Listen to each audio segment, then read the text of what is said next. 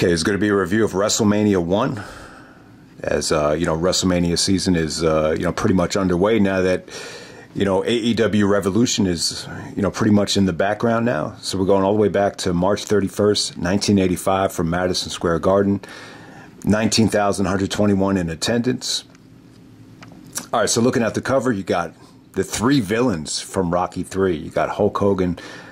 He was Thunderlips in WrestleMania 3. He faced Sylvester Stallone, Rocky, in a charity event, which kind of turned into a fight. One of the best scenes from Rocky 3, which made a lot of people, including my dad, really fall in love with Hulk Hogan. Then on top of that, you got Clubber Lang right next to Hogan, who was the heel of Rocky 3. Very loud, very boisterous, very cocky. Totally different here. Both Vince turned both guys babyface, and their personas were still really, really good here, but they weren't as boisterous and as over the top as they were in Rocky 3. I think Mr. T here, he's a lot more laid back, more subdued, more respectful. It's a totally different character. But yeah, I always thought it was cool how Vince was able to flip it and take the top two heels from Rocky 3.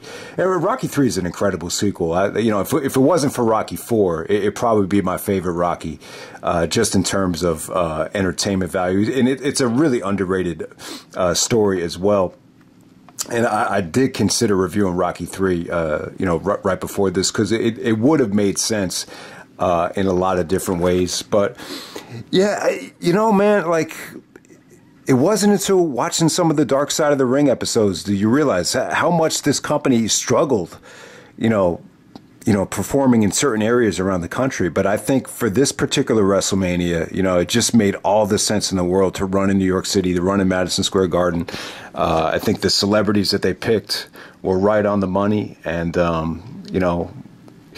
it almost has like a Magic, Magic being the first one to jump to the Dream Team type of feel, where if you knew he was the first one to sign on, everybody would follow. It almost had that same kind of feeling with Cyndi Lauper. Like, she had a connection to Lou Albano. They knew each other. She was very New York, so I think a lot of the audience really connected with her. And as soon as she jumped on, it was like one after another. You had Billy Martin, you had Muhammad Ali, you had Liberace and the Rockettes.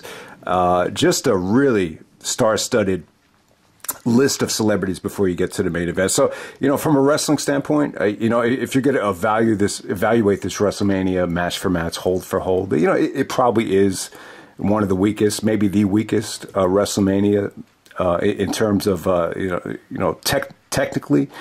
But on the bright side, though, I feel like everything really got the reaction that it needed. Like, even when it was kind of like a piss poor match, even like Andre and Big John Studd, even though like it wasn't great, it like as soon as Andre executed the body slam, like it got the reaction that it needed, for the show to be a real success. And I think the main event is really good. I think it does hold up well. It just had a unique, entertaining atmosphere, and yeah, nowhere near one of the weaker WrestleMania main events, but let's get right down to it. And it's funny, man, like when you look at this card, there's so many names that have just gone forgotten. And there's so many names that really became, huge. Like I would say this, like looking at the card right now, Tito Santana, King Kong Bundy, Ricky the Dragon Steamboat, Brutus the Barber Beefcake, JYD, Greg the Hammer Valentine, Iron Sheik, Nikolai, Volkoff, Barry Windham, Mike Rotundo, Andre the Giant, Big John Studd, Hogan, Roddy Piper, Mr. Wonderful, Paul Orndorff, Bob Orton Jr., Jimmy Snuka. So you had a lot of, really big names on this show. But at the same time, there's just so many names that have gone forgotten. The Executioner, Special Delivery Jones, Matt Borne, David Sammartino. I didn't even remember this match. I didn't even remember that Bruno was on the show and he was in the corner of his son. I totally forgot about that. So he kind of went forgotten. And then Leilani K, the women's champion, I think she's definitely gone forgotten as well. But, you start off the show with Tito Santana actually taking on this Executioner. this is one of the many executioners that you've seen over the years. I believe they had one in '96 after the Buried Alive match with Taker and Mankind. Yeah, but this version of the executioner, I don't know, man, kind of weird. You know, he just sounded like a regular guy. But Tito pretty much goes over him. I thought Tito looked great here. He did his Arriba thing. And yeah, Tito, you know, along with main eventing the grand finale of Survivor Series, you could also be very proud that he's the first WrestleMania match ever. Features Tito Santana. Next up, you have King Kong Bundy squashing Special Delivery Jones. He just kind of, you know, splashed him in the corner and gave him a body slam. So this really came off like they knew they wanted to go with Bundy at WrestleMania 2 for the main event. Next up, you had Ricky the Dragon Steamboat taking on Matt Borne. Yeah, don't know a lot about Matt Borne. This was just an exhibition for Ricky. You know, Ricky Steamboat looked jacked. This is the most jacked I've ever seen him. A lot bigger here than he did at WrestleMania 3 or even the Flair Classics from '89. Yeah, but Steamboat looked good, though, man. I liked his promo, and I would say this, the cross body on Matt Borne to put him away, that was probably the most entertaining spot of the night in terms of athleticism, so good stuff there. Okay, so from like a mat wrestling standpoint, probably the best work of the night, and yeah, maybe one of the longest matches of the night. It went 11 minutes, 43 seconds, maybe a little bit too long. So you got Brutus Beefcake with Johnny Valiant on his side. Really good manager right there, really charismatic. Good antagonist there. He kind of was Brutus's mouthpiece at the time. Brutus is a heel here, and he didn't really talk at all. But yeah, he was in good shape. I thought he delivered here, and he's going up against David Sammartino with Bruno on his side. So, you know, this match is really overshadowed by Bruno Sammartino. I mean, Bruno was just huge in New York City. There's just so many, you know, Italians from the late 70s, early 80s that just really gravitated to Bruno. So he really overshadowed his son. You know, his son wasn't in great shape. He had some good mat skills, some good submission skills, but just really, like, you almost forget that, you know, Bruno even had a son that got into the business here. So the match pretty much ends in a double DQ. After Johnny Valiant gets in the way and then Bruno attacks him. But that was the highlight of the match. So the fans went crazy for Bruno. But I got to say, you know, the mat work between Brutus and David, like, even though it didn't get much of a reaction, it was pretty solid stuff. I just think David Sammartino, he just didn't have the look and the physique and the star presence that I think Bruno had. And I think that's what definitely hurt him. This is just a prime example of the son just really not matching up with, you know, anything about the father. So there we go with that. Next up, you had JYD, Junkyard Dog, challenging the Intercontinental Champion, Greg the Hammer Valentine, with Jimmy Hart. I thought this was good. I thought Valentine cut a good promo. He got good heat. JYD, you know, it's tough, man, you know, to get over in New York and the South. But, you know, Junkyard Dog is one of those guys that it didn't seem to matter where he was. He was just extremely over.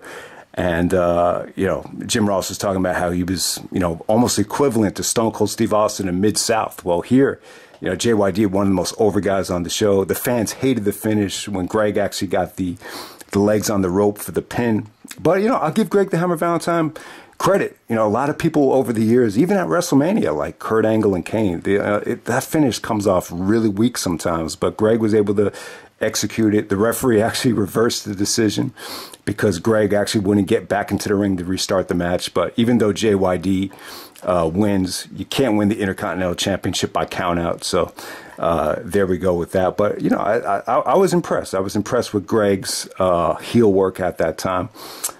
Next up, you have a tag team championship match.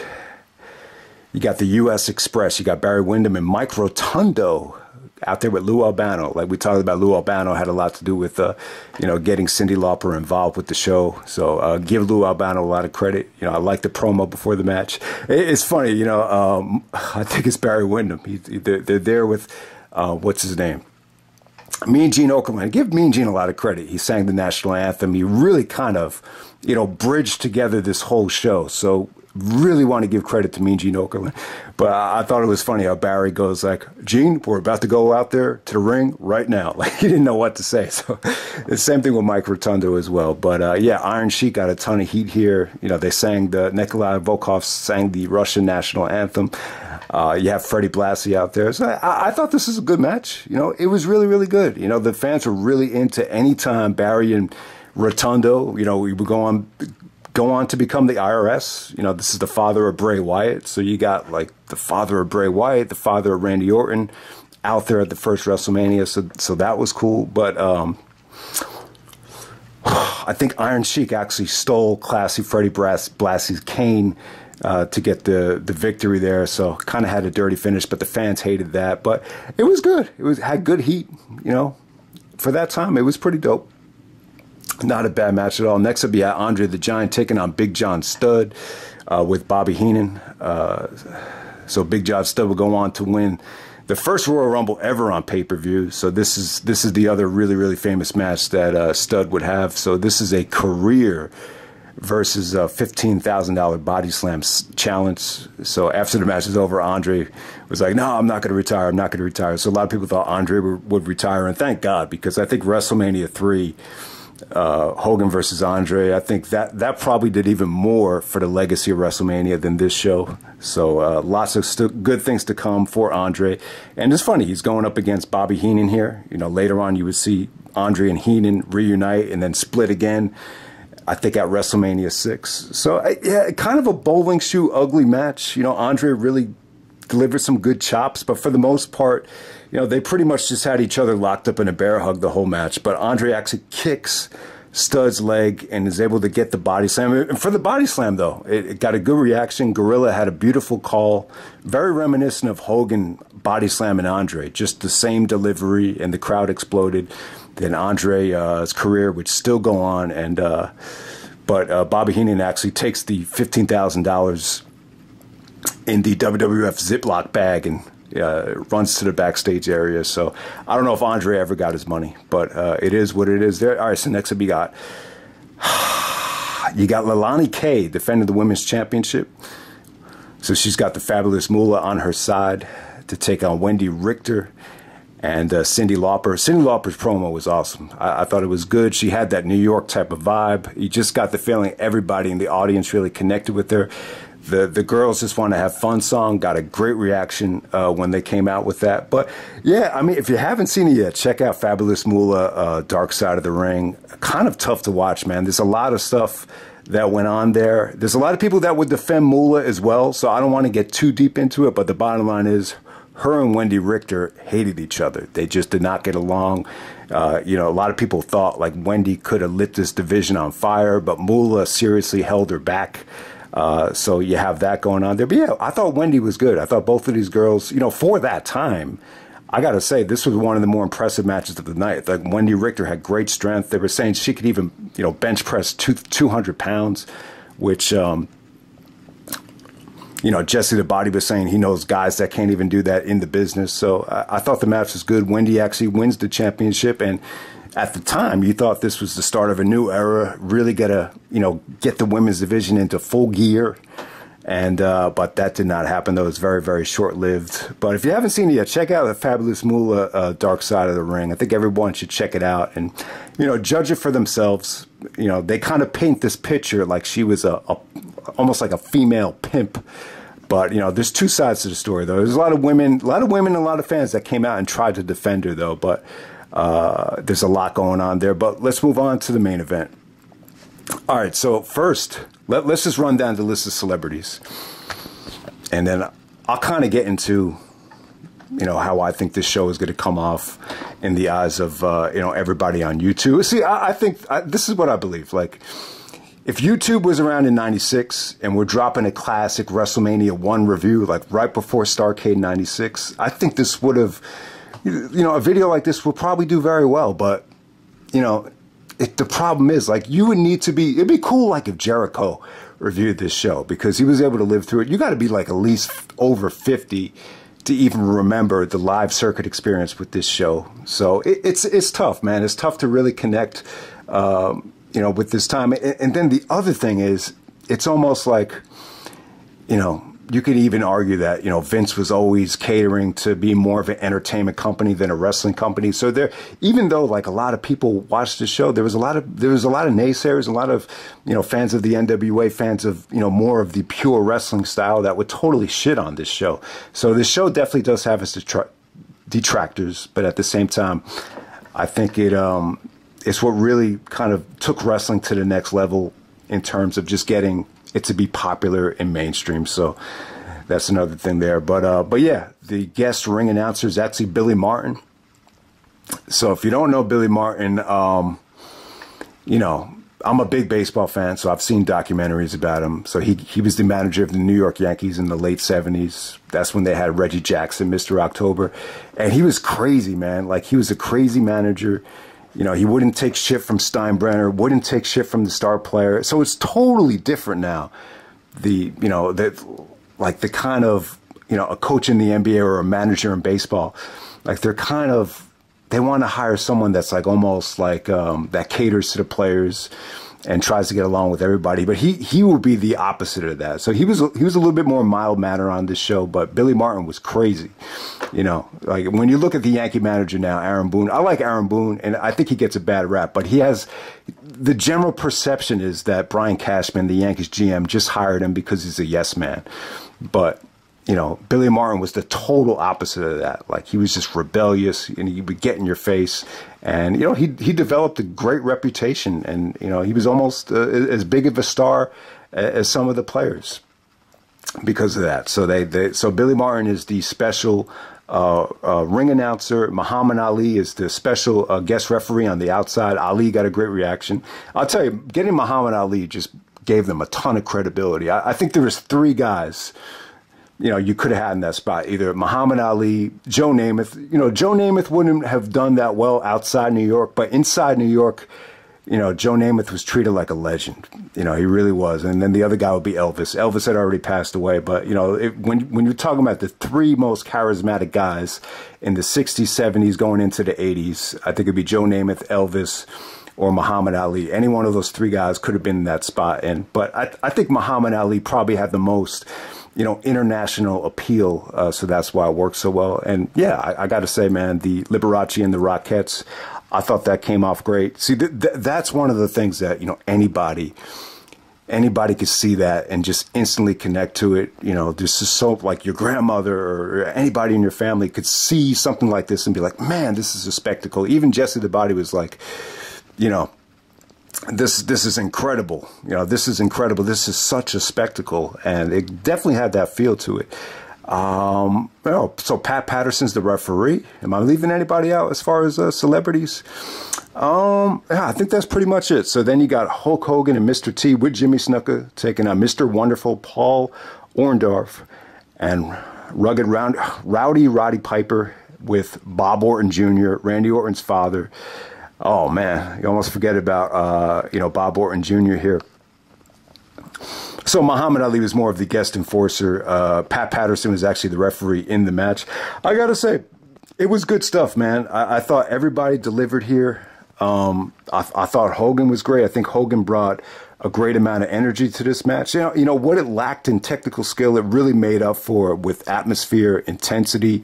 There was some really, really good, you know, mat wrestling from Mr. T and Roddy Piper. Really took me by surprise. I thought it was good. I don't think Mr. T was as exposed here as he was at WrestleMania 2. They played to his strengths. You know, some of his arm drags, some of the stare down between Mr. T and Piper, I thought that came off great. You know, you could tell that Piper hated Mr. T.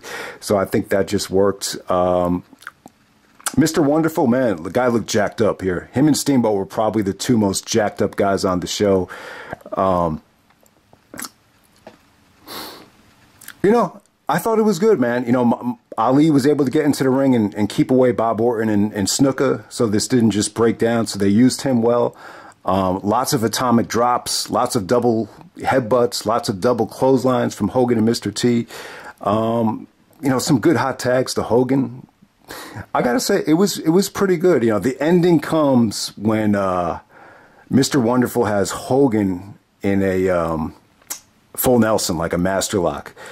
And then, was it Pat Patterson's distracted by Piper and Mr. T. They're just wrestling all over the ring, and then all of a sudden Bob Orton Jr. with his cast on tries to hit Hogan. Hogan gets out of the way, and the cast hits Mr. Wonderful, and that's the WrestleMania finish. Hogan's able to pin Mr. Wonderful. Everybody goes home happy. So, yeah, I mean, you almost forget, man. And it kind of tied into Randy Orton always having, when Orton turned heel, his arm was in a sling. So it's almost like an Orton family history that they've always had broken arms and, injury problems. And injuries have really, plagued Randy Orton throughout the years, but I don't think it really took away from his career too much looking back on it. But yeah, Snuka and Bob Orton are almost like the forgotten guys here. But yeah, it was cool, man. Hogan and Mr. T, the two villains from Rocky III, end up being triumphant here. I thought it was really, really cool. I thought it was great stuff, man. It's funny, Quentin Tarantino just came out with a book, and he wrote a whole chapter about Paradise Alley, which starred Terry Funk, and it was actually about wrestling. There's actually a wrestling scene at the end of the movie, and it starts raining. The ceiling starts leaking, and it's raining during the wrestling match. But, that was supposed to be the original, like, Rocky. Like that's the movie Stallone wanted to make first, and Rocky was like the backup plan. And, Tarantino was trying to make the argument that Paradise Alley is Stallone's, magnum opus, like the best thing he ever did. And he did make a point that, Rocky III was like the start of Planet Hollywood Stallone. Rocky wasn't supposed to fight like comic book villains, like that's not Rocky. But at the time, I think that's where Rocky needed to go. There's something really special about Rocky III and Rocky IV. I don't know, man. I just loved it. I think those characters were so well defined, from Drago to Mr. T to Hogan. I think they were great, and to be able to flip them and make them a part of WrestleMania, I think it's an incredible accomplishment by Vince. So this was just a great team effort.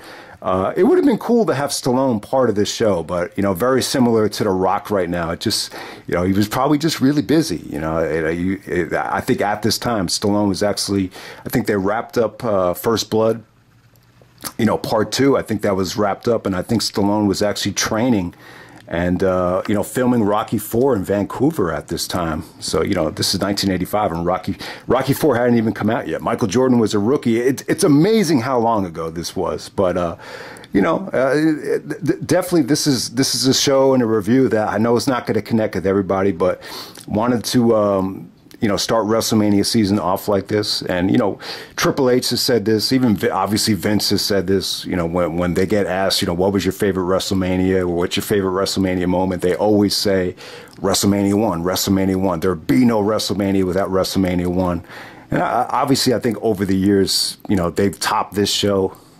In some ways, I think WrestleMania 3 is like the real start of the, over the top success of WrestleMania. But, this was definitely, such a unique show for that time. And, any other venue, I understand, like, if you go to the South, I don't know if everybody would have gotten this type of reaction in the South, especially when you consider the Black Saturday fiasco with TBS and Turner, that really flopped. But I think you had the right celebrities and the right guys at the right place at the right time. And I just think everything clicked, and it really kind of opened the door up for the success of this company. So that's pretty much it, guys. I know this is a tough one because it's been so long ago, but hope everybody enjoyed the review, and I'm out. All right.